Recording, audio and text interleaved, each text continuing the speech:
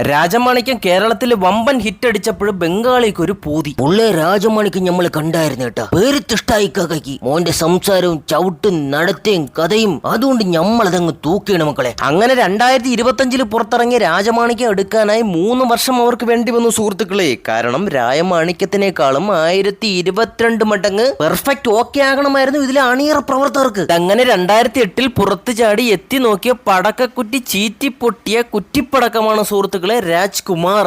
Perfect, okay, and it is and 2 and 10 and the cone and the back. പിന്നെ ഒരു കാര്യം, ഇതൊക്കെ നമ്മക്കായിരിക്കും കുറ്റിപ്പടക്കം, അവർക്കൊക്കെ ഇത് മതിയെന്ന്. സൂപ്പർ ഹിറ്റ് ആയിരുന്നിട്ടുണ്ട് അവിടെ, സൂപ്പർ ഹിറ്റ്. സ്വാഭാവികം. പ്രത്യേകിച്ചൊന്നും പറയാനില്ല സുഹൃത്തുക്കളെ, കാരണം കേരളക്കരയിലെ കാക്കയ്ക്കും പൂച്ചയ്ക്കും വരെ അറിയാം ഇതിലെ കഥ. എന്നാലും ഞാൻ നിങ്ങളുടെ അനുഭവത്തോടെ തുടങ്ങുകയാണ് നാട്ടുകാരെ.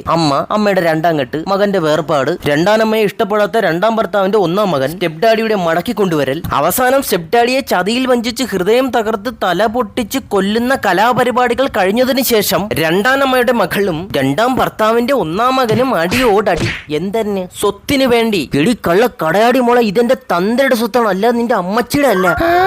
കൊണ്ണാൻ തോട്ടത്തിൽ കയറി. അപ്പൊ ഞാൻ എന്തടാ ഭൂമി ഉലിങ്ങി ഉണ്ടായതാടാ തവളെ പ്ലീ. ഇടാ ഞാനും നിന്റെ തന്തയുടെ കുരുന്ന് എന്താ വന്നത്. അങ്ങനെ 1ഉം 2ഉം 3ഉം പറഞ്ഞ അടിപിടി കൂടിക്കൊണ്ടിരിക്കുമ്പോഴാണ് വക്കീലണ്ണൻ പറയണത്, നിർത്തിട സുപ്രാം കുടികളെ, ഈ സ്വത്ത് നിന്റെയല്ല അവന്റെയല്ല നിന്റെ അമ്മാവച്ചിയുടേതും അല്ല. മിസ്റ്റർ ദത്തുപുത്രൻ രാജ്കുമാറിന്റെതാണ്. രാജ്കുമാർ മൂഞ്ചിയല്ലോ നാഥാ.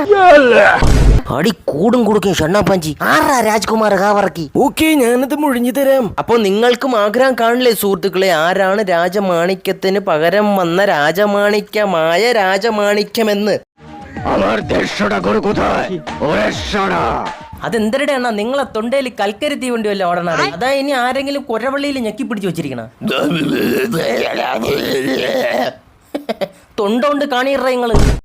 ഈ കാണുന്ന തൊണ്ട വയ്യാത്ത മന്മത മതോത്മത്തനാണ് ഈ കഥയിലെ രാഗേന്ദു കിരണം. ഐറ്റം പാക്ക് മുണിങ്ങി വരണത് കണ്ട വലിയ പണക്കാരനാണെന്ന് അറിയിക്കാൻ വേണ്ടിയാണെന്ന് തോന്നുന്നു. വായിൽ സ്വർണ്ണ പല്ലൊക്കെ ഉണ്ടെന്ന്. ഈ സീൻ നിങ്ങൾക്ക് മനസ്സിലായില്ലേ? രാജമാണിക്യ സിനിമയിൽ നമ്മുടെ ആശന്റെ ആദ്യത്തെ ഇൻട്രോ സീനാണിത്. കറക്കലും പിടിക്കലും ഉരുക്കലും ഒഴിച്ചിലും ഒടിക്കലും മട്ടക്കലും പിഴുകലും മണക്കലും നക്കലും നടക്കണ പേമാരി കൂത്ത് കഴിഞ്ഞതിന് ശേഷം നേരെ അണ്ണന്റെ അമ്മയുടെ ഭർത്താവിന്റെ വീട്ടിലേക്ക്. അവിടെ കിടന്ന് കണ്ണാടി മാമാങ്ക മുണ്ണച്ചാട്ടം കാണിച്ചിട്ട് സ്വത്തിന്റെ കാര്യം പറഞ്ഞ് നേരെ ഓഫീസിലോട്ട്. ബാബച്ച് വണ്ടി സ്റ്റാർട്ട് ചെയ്യാൻ നോക്കണടാ കുരുത്തം കെട്ടവനെ. എന്നിട്ട് നേരെ ചെന്ന് കസേരയിലോട്ട് കാലും കവച്ചൊരിരിപ്പ്. കക്കൂസിലാണ് ചെന്ന് ഇരിക്കുന്നതെന്ന് വിചാരിച്ചാണോ അവൻ? ഇങ്ങനെ വിചാരിക്കാതിരിക്കോടെ, അമ്മാതിരത്തെ സാമാനങ്ങളൊക്കെ അല്ലേ വായിക്കാത്തിട്ട് ചവയ്ക്കണത്. ഓഫീസിലെ നാടോടി നൃത്തം കഴിഞ്ഞതിന് ശേഷം അണ്ണൻ പിന്നെ പോകുന്നത് ഉദ്ഘാടന ചടങ്ങിലേക്ക്. അവിടെ ചെന്നുടനെ ഒരു പാട്ടും കൂത്തുണ്ടെന്ന്. പാണ്ടിമേളം പട്ടും കൂത്തും മറ്റേ ഐറ്റം പാട്ട്. ബംഗാളിയുടെ പാട്ടും കൂത്തും ചവച്ചു തുപ്പിയ പാക്കും പറ്റേ നാട്ടുകാരെ തുപ്പിപ്പാറ്റുന്നേ. വല്ലപ്പോഴും പല്ല് തേക്കടാ ബംഗാളിയെ, കീടം പറ്റിയിരിക്കണുണ്ട് അക്കം പക്കം. അയ്യോ അതെന്തോന്നാ അത്? ബാക്കിലുള്ളവർ സ്ലോ മോഷന് അണ്ണൻ നോർമലായിട്ട് നടക്കുന്നു.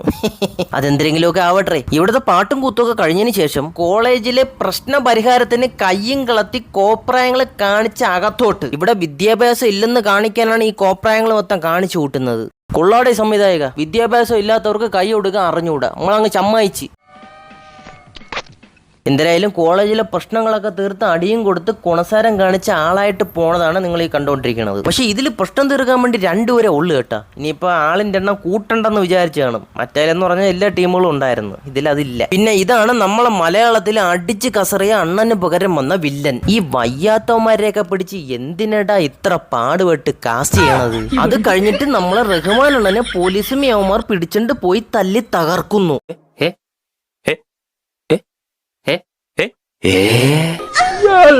അയ്യോ, അവന്റെ എക്സ്പ്രഷൻ കണ്ടിട്ട് എനിക്ക് ഇടിപേടിക്കുന്ന കണക്കൊന്നും അല്ല തോന്നുന്നത്. എടാ പോലീസുകാരന്മാര് നിന്നെ ബാക്കിൽ എന്തിനാ ചെയ്യുന്ന? എടാ ചെറുക്കനെ വിട. എനിക്കിത് കണ്ടിട്ട് ഇടി കൊള്ളുന്ന കണക്കല്ല തോന്നിയത്, നല്ലോണം നിന്ന് സുയിക്കുന്ന കണക്കിരിക്കുന്നു. രായണ്ണ ഏതോ കൂടിയ രാഷ്ട്രീയ പ്രവർത്തനം കൊണ്ട് അണ്ണനെ ഇറക്കുമതി ചെയ്യിക്കുന്നു. എന്നിട്ട് നേരെ നീട്ടി പിടിച്ചോണ്ട് വീട്ടിലോട്ട് 2 അടിയും തോക്ക് ചുണ്ടിലും തള്ളയുടെ ചൂഷണവും താൻ ആരാണെന്ന് സത്യവും വിളിച്ചു വിളമ്പുന്നു. പാവണ്ണൻ വിഷമിക്കണ കണ്ടു കഴിഞ്ഞാൽ വയറിളക്കം ബാധിച്ച് കക്കൂസിലോട്ടിയപ്പോ അതിനകത്ത് സീറ്റിനകത്ത് വേറൊരാൾ ഇരിക്കണ കണ്ട് പോവാൻ പറ്റാത്ത എക്സ്പ്രഷൻ എന്ന് കണ്ടിട്ട് സഹിക്കണില്ല പുള്ളേ. അത് കഴിഞ്ഞ് പത്മപ്രിയയും കൊച്ചിൻ അനീഫണ്ണനും അമ്മ കാണണമെന്ന് പറയാൻ വരണ സീൻ ഈ ബംഗാളികൾ ചെയ്തു വെച്ചിരിക്കണ നോക്കിയാണ്ട്രാ ആ സീൻ. ഇതിൽ ചേച്ചി മാത്രമാണ് കേട്ടോ എഴുന്നള്ളുന്നത്. അന്നേരം അണ്ണൻ കാര്യമായിട്ട് എന്തോ തപസ് ചെയ്തുകൊണ്ടിരിക്കണമെന്ന്. ആ ഭക്തി മൂത്തിരിക്കണ മുഹൂർത്തത്തില് ഒരു ഐറ്റം ഡാൻസ് അങ്ങ് വരുമെന്ന്. സ്വാമി പട്ടര് ചാവാലി ഗുണ്ട എന്തോന്നടാ ഇതൊക്കെ.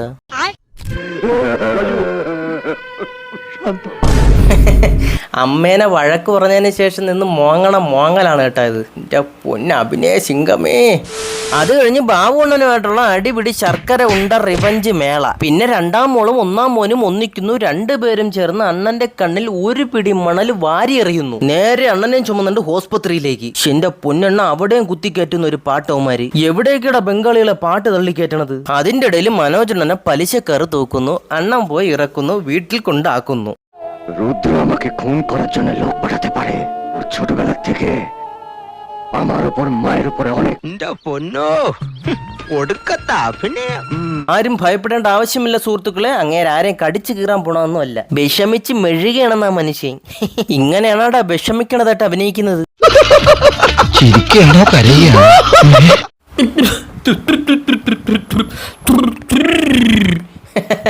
ഇങ്ങനെ ചുണ്ട് കടന്ന് വിറയ്ക്കണത് കണ്ടു കഴിഞ്ഞാൽ നിങ്ങൾ വിചാരിച്ചോ കൂട്ടുകാരന്മാരെ, ആശാൻ വിഷമിച്ച് അഭിനയിക്കണതാണെന്ന്.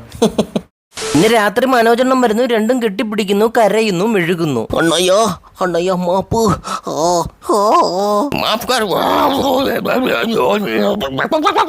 എന്തോന്നടാ നീയൊക്കെ എവിടെ കിടന്ന് കാണിക്കണത്? പട്ടി ഓരയിടണടെ. രാത്രി കണ്ണാടി വെച്ച് നീക്കണെന്ന് പരിഷ്കാരി. നിങ്ങളൊക്കെ വലിയ നടന്മാര് എന്നടേ. പിന്നെ ഇതിലെ ക്ലൈമാസ്ക് സീൻ മലയാളത്തിൽ തന്തേക്കൊന്നവനെ റിവഞ്ച് അടിക്കാൻ പോണതാണ്. ഇതിൽ കുറച്ച് വെറൈറ്റി തള്ളിക്കയറ്റാൻ വേണ്ടി തള്ളേനെയും പുള്ളേനെയും മാമനെയും മാമിയെയും കൊച്ചപ്പനെ ചിറ്റപ്പനെ എല്ലാണത്തിനെയും സ്വത്തിനു വേണ്ടി തൂക്കുമെന്ന്. പിന്നെ പറയേണ്ട ആവശ്യം വല്ലതും ഉണ്ടാ? കണ്ണാടി വെച്ച കണ്ണാരം കിളി കണ്ണാരം പൊത്തി കണ്ടം വഴി കറക്കി എറിയുന്നു ഉണ്ടേണ്ണന്മാരാ. ആരുടെ അവന്മാരൊക്കെ അവഞ്ചേഴ്സാ. എന്തൊരു തേങ്ങയാവട്ട്. അണ്ണ അവസാനം എല്ലാം അതിനെ രക്ഷിക്കും കേട്ടാ. യോ പാവം തന്നെ. ഇപ്പോഴാണ് അമ്മയായിട്ട് കോംപ്രമൈസ് ആയത്.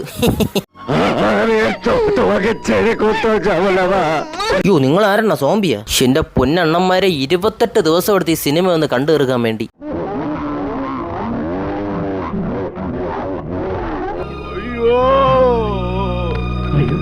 മനുഷ്യ